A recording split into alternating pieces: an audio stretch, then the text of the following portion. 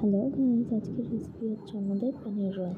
এর জন্য আমাদের লাগবে হচ্ছে পনির, ক্যাপসিকাম, গাজর, রসুন কুচি, লঙ্কা কুচি, পেঁয়াজ আর ডিম আর সস।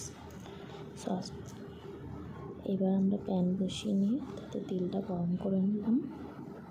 এবার সব এক এক করে সব সবজি আমরা ভেজে নিলাম। পেঁয়াজ, গাজর, রসুন কুচি, লঙ্কা কুচি দিয়ে ভালো করে ঢাকা চাকা করে নাড়াচাড়া করে একটু ভেজে নিলাম। তাতে একটু নুন দিয়ে দিলাম।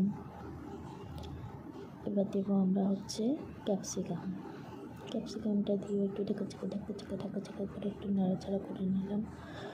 করে এবার দেবো আমরা হচ্ছে পনিরটা দিয়ে ভালো করে ঢাকা চাকা করে নাড়াচাড়া করে নিয়ে ভালো করে ভেজে নিলাম। তারপরে দেবো আমরা হচ্ছে এবার সসটা আমাদের টমেটো সস, চিলি সস আর সুইট রেড চিলি সসটা দেওয়া হয়েছে, তার সাথে একটু চাট মশলা। এবার তা দিয়ে ভালো করে ঢাকা চাকা করে পনিরের এটার মশলাটা রেডি। এবার আমরা আটা ভালো করে একটুখানি গোল্লা করে বেলে নিয়েছি। আর প্যানটা বসিয়ে গরম করে তাতে বেলে রুটিটা দিয়ে দিলাম। ভালো করে হালকা এপিট করে আমি চাটুতে ধরাতে পারছিলাম না, এত বড়ো হয়ে গেছিলো রুটিটা। তারপর তেল দিয়ে ঢাকা চাকা করে দিকে করে নাড়াচাড়া করে ভেজে নিলাম ভালো করে লাল করে।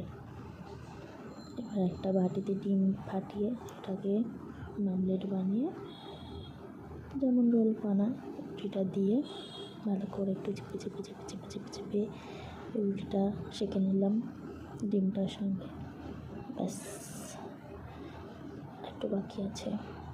তারপরে এই নাড়াচাড়া চাকা করে রেডি।